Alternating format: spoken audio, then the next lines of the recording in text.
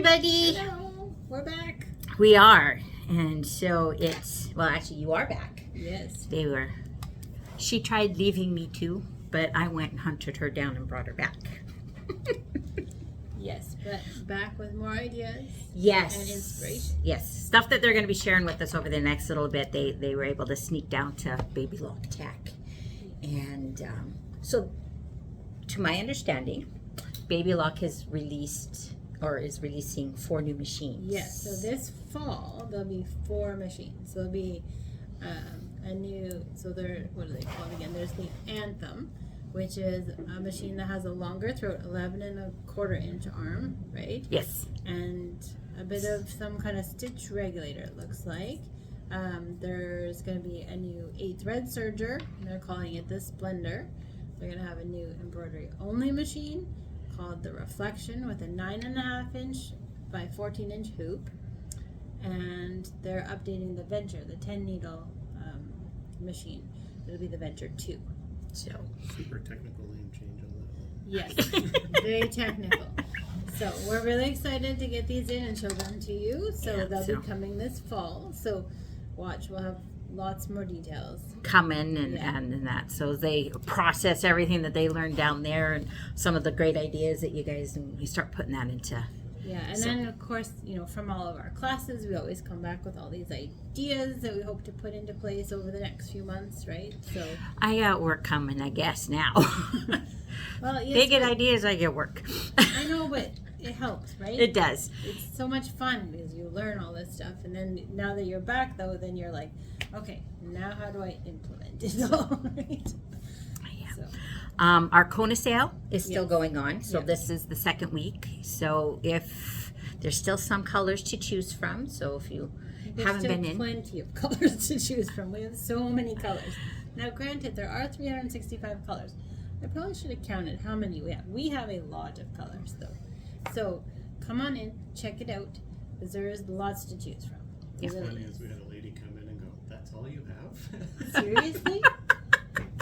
Are you I serious? think we had about 150 colors at the time. She's Oh my like, goodness. "That's all you have?" well, it's funny. Speaking of that, so I was working on a class project, and I have a lot of the diamond threads. Okay, like I pretty much probably already have like all of them, if not, I'm close to it. And so I'm like I'm trying to match, because I'm doing background quilting on the blog, and so I'm trying to match the thread to the background, and I'm like pulling out, and I'm going, you can't be serious that I do not have a color that's not even remotely close to this. Colors are crazy. There's so many colors. There is, and it was quite funny. So, speaking of classes, just some upcoming classes. We've got clear blue tiles coming up. I've been percolating and coming up with some really good ideas to kind of include in that one. The rail fence beginner class, that one is full. Yeah, the second one is morning. almost full. So if you want in it, you need to register. If granted, between the time I say this and when you see it, it might fill up. But if you want it, make sure you get on the wait list and see if we can get a third one. And then we have the Placemats and Company gift set. If you haven't seen that, I know we've showed it a couple of times on some previous ones. The sample is here in the store. It is really, really cute. It's great for some Christmas presents, housewarming presents, wedding presents. If it is for Christmas, we got really great Christmas fabric in last week. Yes. Unless I sold it and just bought it all. Which we were going to do. Tom would be okay with that. I know he would be.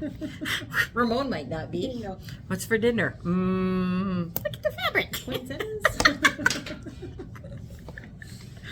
So, yeah, we got some really good ideas there. That class is, and Eve teaches it, and it's going to be a really fun class. Yeah. And it's suitable for a beginner, too. So yes. It'd be a fun one, like if you have that friend or neighbor who hasn't done a ton of stuff and they want to come to a class with you, it'd be a fun one because you could sit and sew with a friend who doesn't have as much experience. And if you're beginning and you're not quite ready to take on a quilt, this would be a good little starter one just to get you familiar with your machine and just getting started Yeah, with all that fun perfect stuff. for that, and it's a perfect Christmas gift. So if you're wanting to start your Christmas gifts, who wouldn't love a set of placemats? Yep. With a little matching pot holder or tea cozy, right? There you go. Instead of some fabric are always in blue. Yeah, they don't die that way. They do not die. And if you leave them in the car overnight, they do not freeze. They do not freeze. Although that's only a winter thing I have a problem with. I've never had that happen on our anniversary in the summer. So. Although Kira won't let me live that down. So. It's nice how our children just, you know, we do. Hypothetically, that is. Yeah, we do something and they never let us live it down. They do something and we are supposed to totally forget and never ever bring it up again. Well, the thing with Tom that is very cute is he likes to surprise me. So if he walks in the door with the present that's for the next day, it's no longer a surprise for the next day. So he leaves things in the car overnight so that he can sneak them in the morning, so it's a surprise for me in the morning. But in February, when my birthday is, things freeze. The upside to that, you're never getting a puppy as a surprise. To be fair, the plan was not to leave it overnight. The plan was to go out, but I ended up going to bed before you. I fell asleep and Yes. didn't wake up till morning. Yes. So one night I actually slept. Yeah. Isn't that always the way it is? When you don't want to or you need to be up a little bit more, that's when you're like tired enough to sleep. So that year for my birthday, I got frozen roses. Which, when they thawed, were really pitiful looking. So now I often get chocolate roses. They do not freeze in a bad way, And once you've had them long enough, you can melt them down and dip them in strawberries. which I do sometimes. I'm over here by Yeah, I was going to say, in case you guys didn't catch on, Tom's with us today. So he's the voice right now from the abyss. So we can actually turn this. And the Wizard of Oz behind the curtain. Still can't see. Well, no, he's going to have to swing over and then And that. my water bottle's here. Again. So Tom's with us. Now you can't see Lori. That's okay. They see me a lot, like every week. And so, then you've got your things, so we want to take and focus on that. So, Tom's going to share with us more of his amazing wisdom. Somebody insulted me the other day. They called me an expert, and I had to explain to them that an X is a has-been and a spurt is a drip under pressure. So you never refer to somebody you like as an expert. So, anyway, today I thought we'd talk about bobbin case tension, because it's quite often one of those taboo subjects that everybody says is scary, and it's rightly so scary, especially if you don't know what you're doing and what you're working with. And so as a general rule, if you're not sure what you're doing, don't touch it, right? So I think you've all told your husbands, if you don't know how to fix that, don't touch it. Call the, just about said expert. Call the professional. Anyway, so I thought I'd share a little bit about bobbin cases and the tensions and what's going on with them and what some of the differences are and why those things are there for them. Okay, so first of all, I thought we would start with a regular, this is a class 15 bobbin case, okay? It's in most all your front load oscillating hook machines, okay? Now this is one of the original styles of bobbin cases. They've made various adjustments to it, changes, but the overall size and shape is about the same. And in the old days, it used to be really simple to balance your tension. You would put your bobbin in. And for those of you who don't know, you hold your bobbin with the finger up. I'll do it this way for you. This is one of those cameras that's reversed when you're looking at it. Okay, so your finger is up and away from you, and your thread is coming off this way, counterclockwise, when you drop it in. Okay, and then you pull your thread up. And notice I'm pulling against the edge of the bobbin case. I'm not pulling against the spring to pull it up. I'm sliding it under the spring and up into its clip for us there. Okay. The reason I'm doing it that way is because the goal is not to bend that spring up. Okay. I didn't know there was a spring in there. So with these guys here, our goal for our tension is we want to be able to give it a little shake and have it drop, but come to a stop. So if it's doing this, those of you who are seeing me with a screwdriver and a tension case are panicking, no, don't touch that. Okay, it's too loose. Okay, if it's doing this, it's too tight. Okay, and now I popped out there, so I'll just regroup. Come on out carefully so I don't break anything or bend anything on the bobbin case. Okay, and so then what I do is I put that in and I pull it up and into spot. Okay, and I make small little adjustments until I get it just right. Just like the three bears. Too tight, too loose, just right. Okay. Now you've had tensions and bobbin cases compared to with the three bears, you will never forget how that works. Okay. Now there's another little trick. Okay. See, the number one problem with bobbin cases is either that this spring here gets bent out, and so it doesn't matter how much you tighten the screw, it can't go down, or it goes backwards and up like that, and you can't get good tension, or you get stuff stuck under there. Okay, and then it's left a gap, and people say, well, how do I get stuff stuck in there? How do you get stuff stuck in there? You get stuff stuck in there by taking your thread out like this. See, I'm scraping it back through. So if I've got thread or lint and stuff on my tail, I'm now scraping it clean as I pull it through there. So what you want to do is you want to take your thread out the same way you put it in, by coming up and pulling around and out through your clip. So you're not scraping it through, you're removing it the same way you put it in. Okay? Makes sense? Everybody's with me? Questions, comments, moans of despair, wails of depression, jumps of joy, yips of glee? I didn't hear anybody, so I'm going to continue on. So, yes. Well, I was going to say, that's the same technique you always talk about too when threading your upper part of your machine. Yep. It's cut the thread, pull down. So it's the same concept. It's the Anytime same we're dealing concept. with tension, you should not be pulling Don't through. drag your thread through the tension backwards. Okay. So, now when you're working with your bobbin case, okay, and playing with your tension screw, you have to be careful you don't overdo it. It's very, very small adjustments. It's very, very fine. So I thought, this is an old one, okay? This is just an old one that I pulled so I could take apart and show you what we're talking about, okay? For fine screws.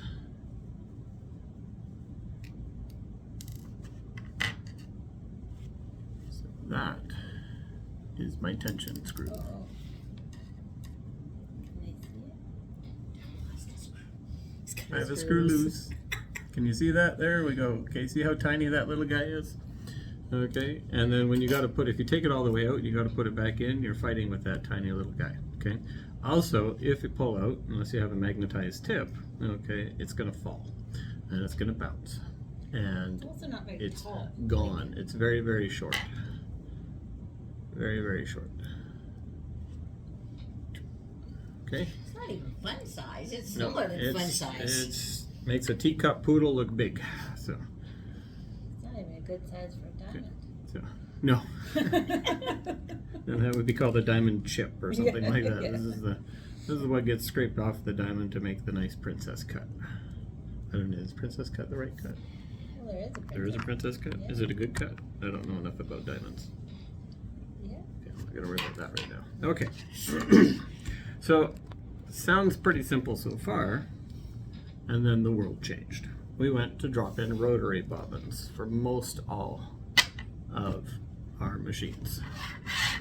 That way, sorry, backwards on the camera.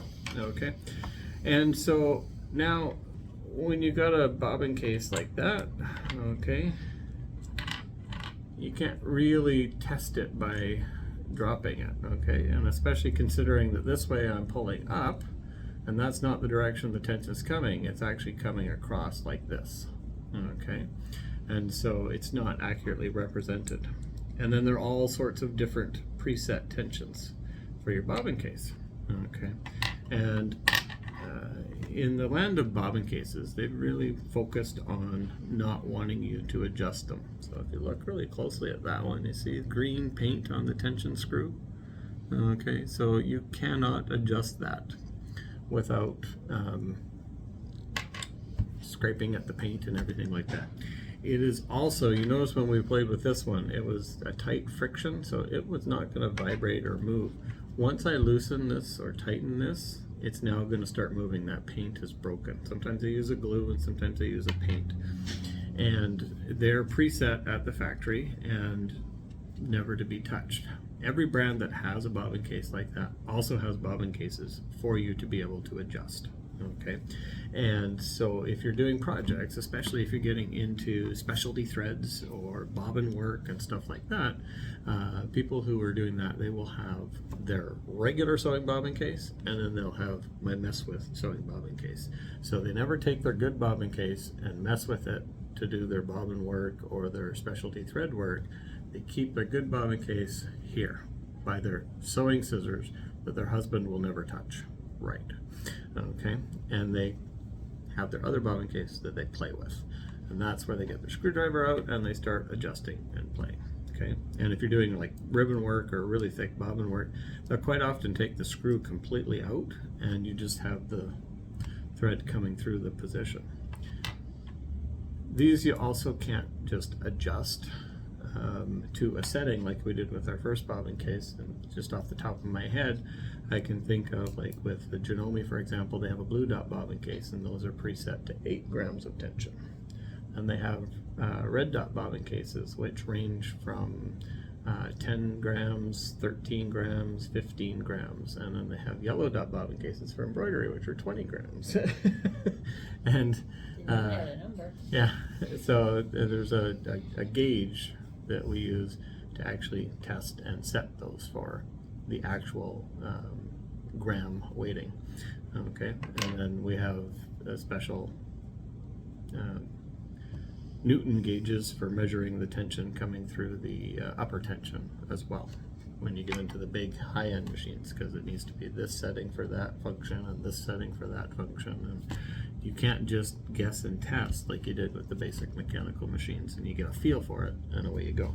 Okay, do you guys have any questions about that?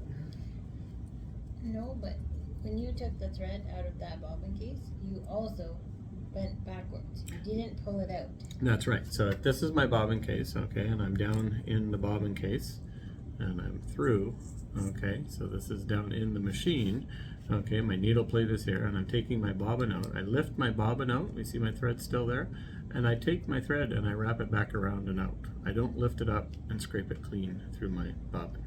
Lori is now looking, and I think we've just explained why she had her last jump bobbin case. So No, that was because of July. problem solved. So Okay, if anyone has not realized this by now, we do weekly doses so Lori learns what she's doing. we all learned. So Basically, though, what you're saying is with these ones, there are many of them you cannot play with. right. And if without you do breaking the bobbin case. specific projects, then you have to buy. A lot of the higher end machines come with a second bobbin case for specifically making adjustments. Tend to be embroidery bobbin cases that are adjustable depending on the type of bobbin thread you're using and stuff like that. But you can also buy one, and if you're doing bobbin work, I say bobbin work was big. I don't know if it is anymore. Never done bobbin work yet. It was quite fun. It was neat stuff. I like the Husqvarna Epic 3 has a special hoop So that's fun. that you can put upside down, and so you can sew part of your project upside down to get your decorative bobbin work thread actually on the top. Is that the ribbon work one, right? Well, the ribbon work is the big thing that Sherry was working with. Hi, Sherry, if you're listening. Yeah. And that's the big contraption. But this is an actual hoop. Oh, okay. This is different. And you actually hoop your project upside down, and you sew the first project, and then the hoop flips over, and you sew the rest of your project upside up. It's an exclusive Husqvarna Epic 3 hoop, and I've done some playing with it and some testing with it. We haven't gotten into doing classes with it and stuff like that yet. But that's different than what Sherry has, where she does the ribbon. The ribbon work machine, because it's a whole other machine That's attachment so that goes cool. on, which is really cool. Again, it's the only one like that as well.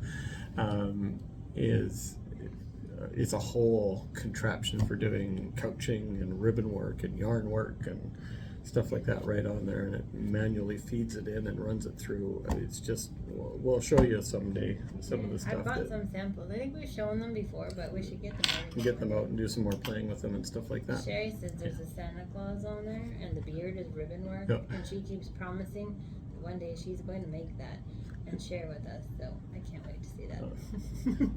Speaking of a beard, I had a lady in who was doing which was a Kimberbell design, but it had a gnome or a Santa Claus that had a big long beard, and she couldn't figure out why it wasn't working. It was because there was a step that looked wrong, so it got skipped right at the beginning.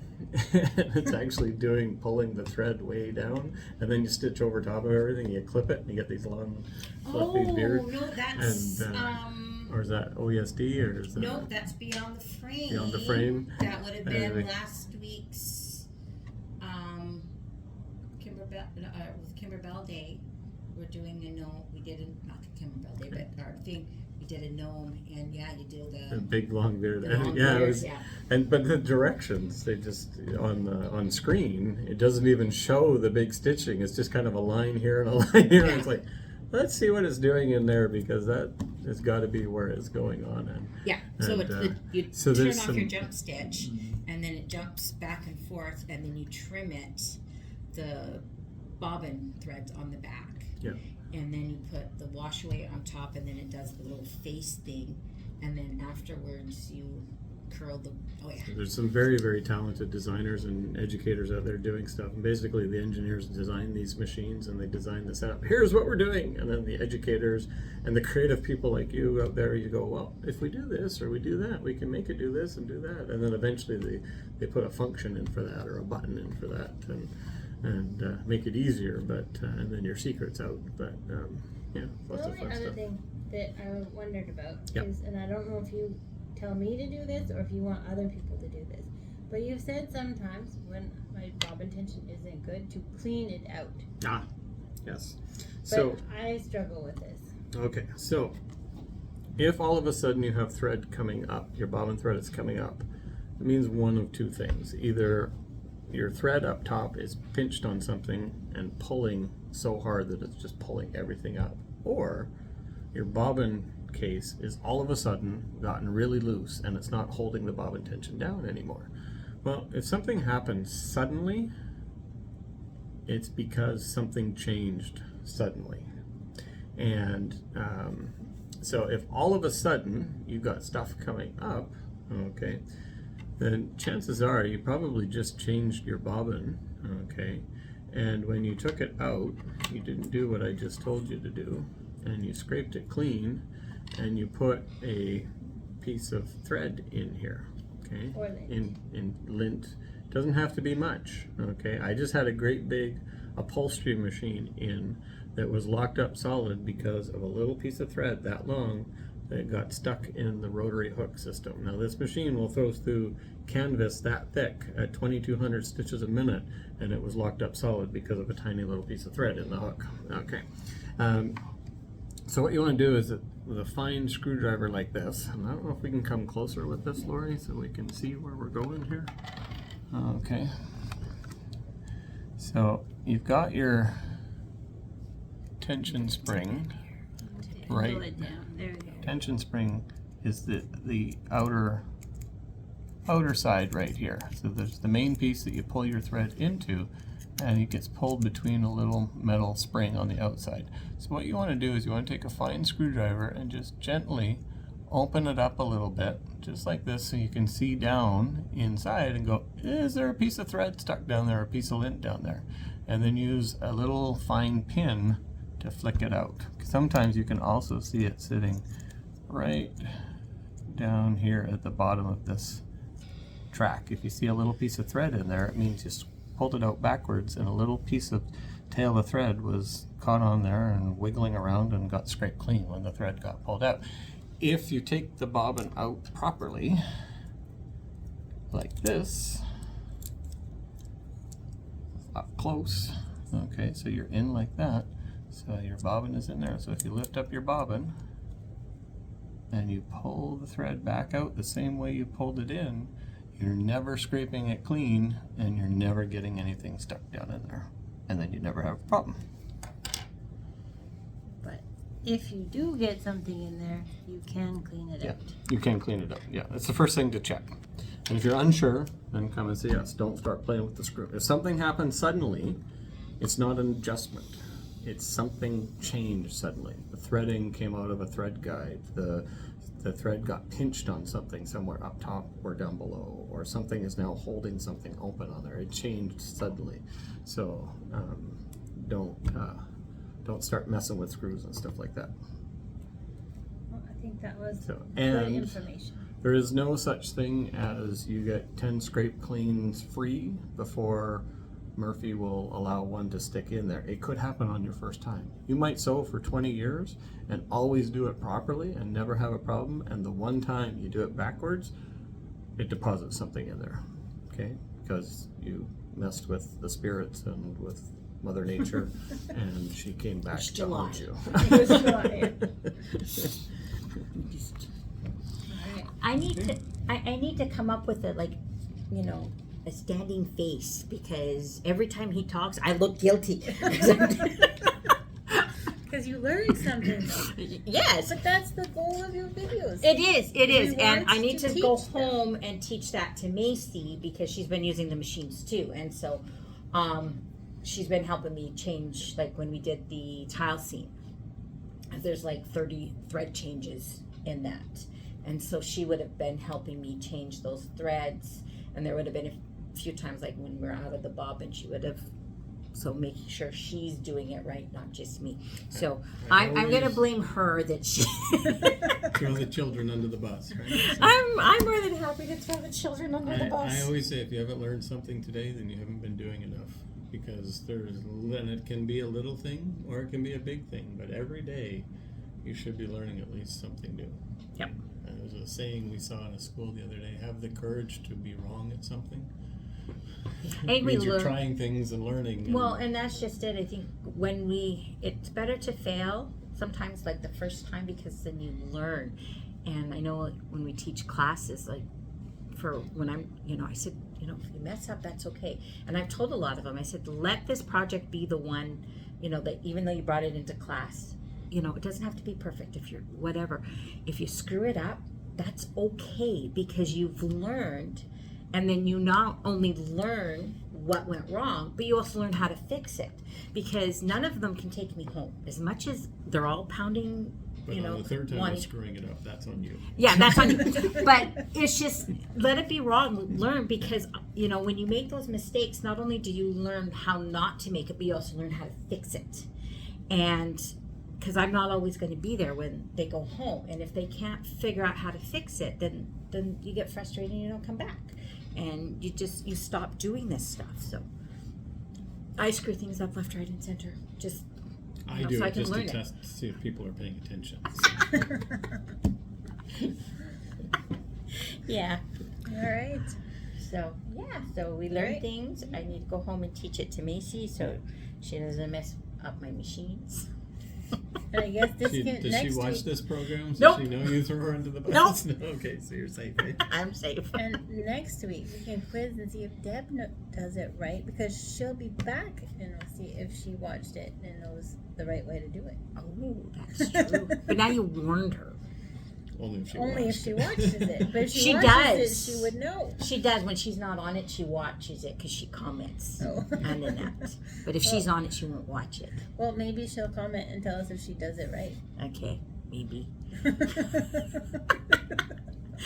Or she's got the same guilty look on her face that I had. We're going to call it resting guilt face now. So. I have resting guilt face. There you go. All right, guys. So we're going to say goodbye, and we'll see you next week. And it'll be September. Yeah. So, yeah, kids back at school. Addie's doing the happy dance. With our schedule, I think I'm going to have to ask your dad for tips on how to run a marathon, because I'm starting to feel like we're running one. Everywhere we're going. Yeah. Busy, busy, busy. And we just got an announcement that Husqvarna's training in Calgary has been moved to the day after Genomi's training in Edmonton. So it finishes. At least you're in Alberta. So. It's a 3-hour drive. If I'm driving an hour and a half. Belle's driving 30 minutes. None of your kids watch this program, eh? They've all been thrown under the bus. All right, we'll see you Have a good guys. week. Have Bye, fun. all. Bye.